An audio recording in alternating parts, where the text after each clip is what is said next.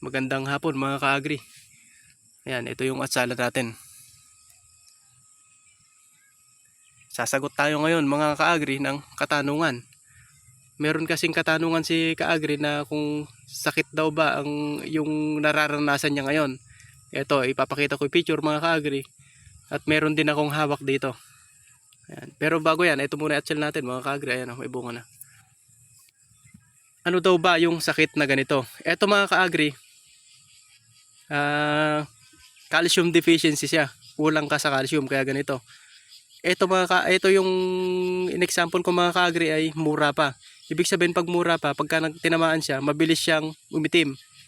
Hindi katulad sa may nararanasan siguro ninyo o sa nitong nagtanong na si ka-agri ay medyo matured na yung bunga. Ang nangyayari doon mga ka-agri pagka medyo matured na yung bunga, parang peklat siya na kulay puti na ganyan, o kung hindi naman para siyang nabuhusan ng mantika. Maraming nagtanong sa akin ng ganun mga ka-agri kung ano daw ba yung lunas sa ganun.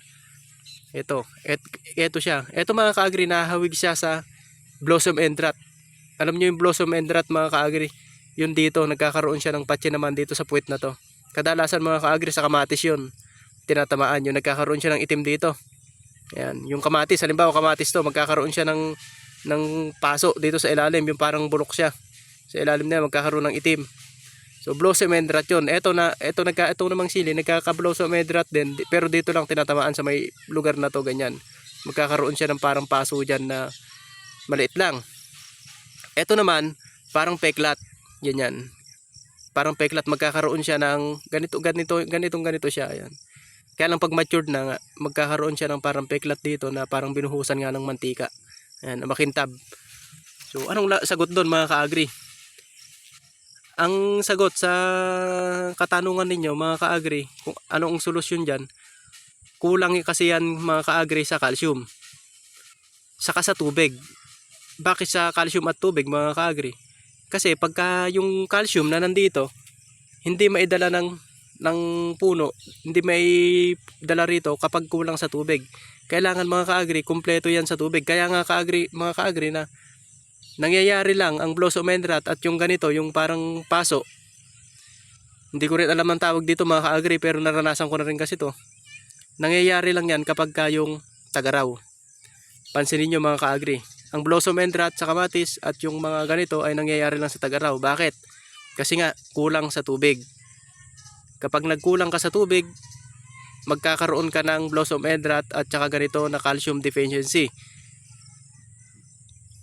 Bakit?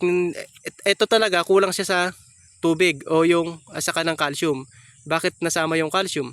Kasi nga yung calcium na natural na nandito sa may puno, yan, na kinukuha ng ugat, hindi ma-distribute dito.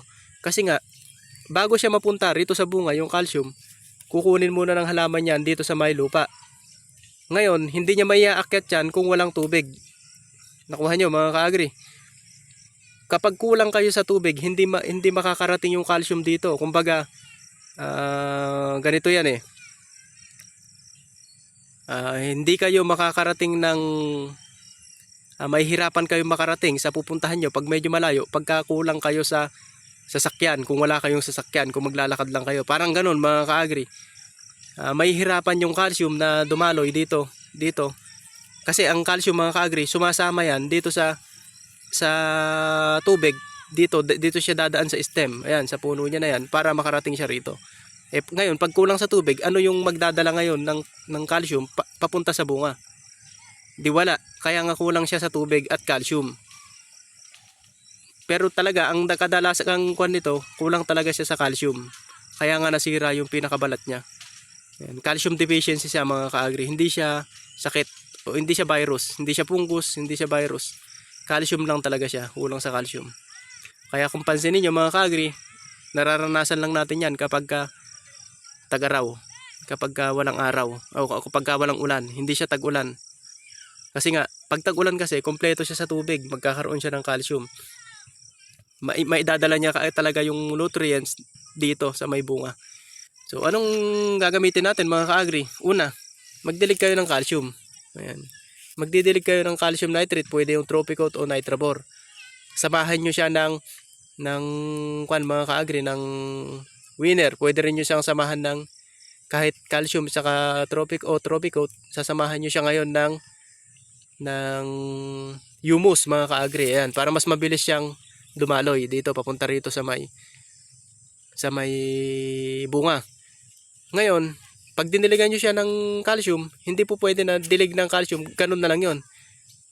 Kahit na madiligan nyo siya, kung kulang rin siya sa tubig, hindi pa rin naaabot dito sa bunga. Kaya nga dapat dyan, pag nagdilig kayo ng calcium, patubigan ninyo. Para nang sa ganun, yung calcium na nakalan dito, maidala ng maayos dito sa bunga para hindi magkaganyan.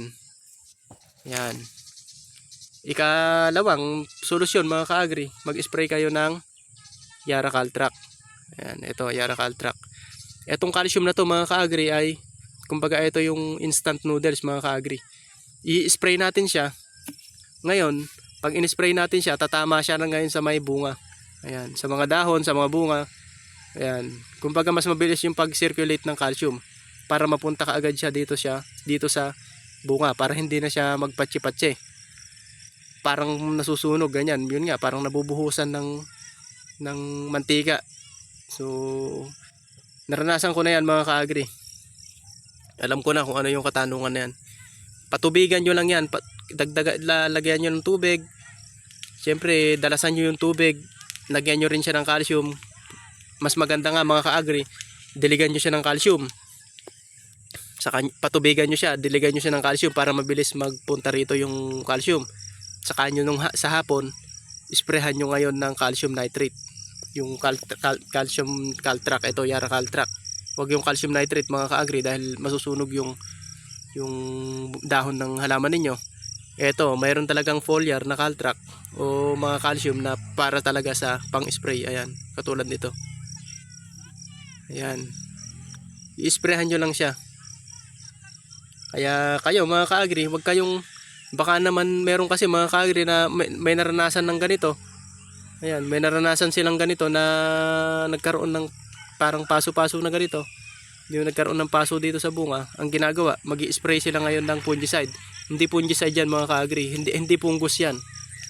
Baka may magkamali na mag-spray.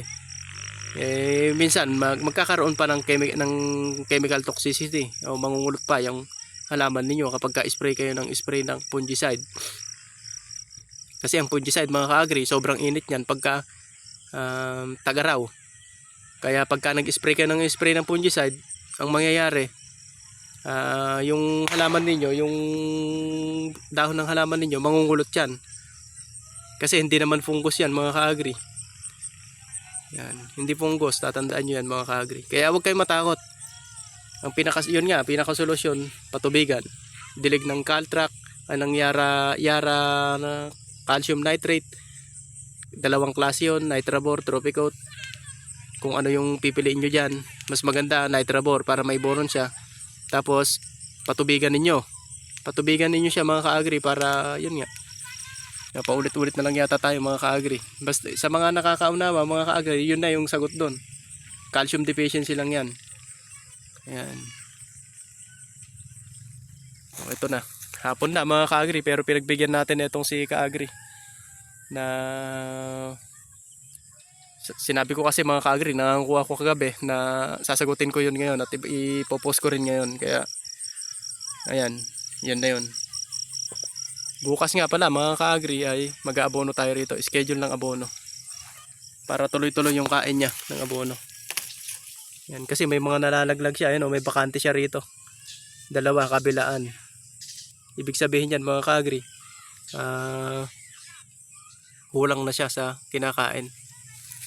Kahit berdeng-berde siya, ibig sabihin lang naman pag berdeng-berde mga ka-agri, malakas ka sa nitrogen. Kapag kabunga naman ang nalalaglag, ayan o, katulad niyan, may mga nalalaglag na, ayan, katulad niyan, natatanggal yung nalalaglag yung bulaklak. Ibig sabihin naman yan, kulang ka sa calcium o sa boron, calcium boron mga ka-agri. Pero kahit gano'n naman mga ka-agri, maganda pa rin naman yung bunga ng sultan natin. Ayan, nakikita pa naman kahit gabi na mga ka-agri. Marami siyang bulaklak, marami siyang bunga. Kaya maganda pa rin naman yung dahon niya. Ayan, maganda pa rin yung, marami pa rin siyang mamulaklak. Kaya goods pa rin mga ka-agri. At ang presyo nga pala mga ka-agri ng sultan ay 500 pesos. 500 pesos ang 1 kilo. Kaya kung may 1,000 kilo ka, 500,000 mga ka-agri. So ayun, sobrang mahal ng sultan ngayon. Yan. Hapon na. So ayan lang mga ka-agri. Maraming salamat.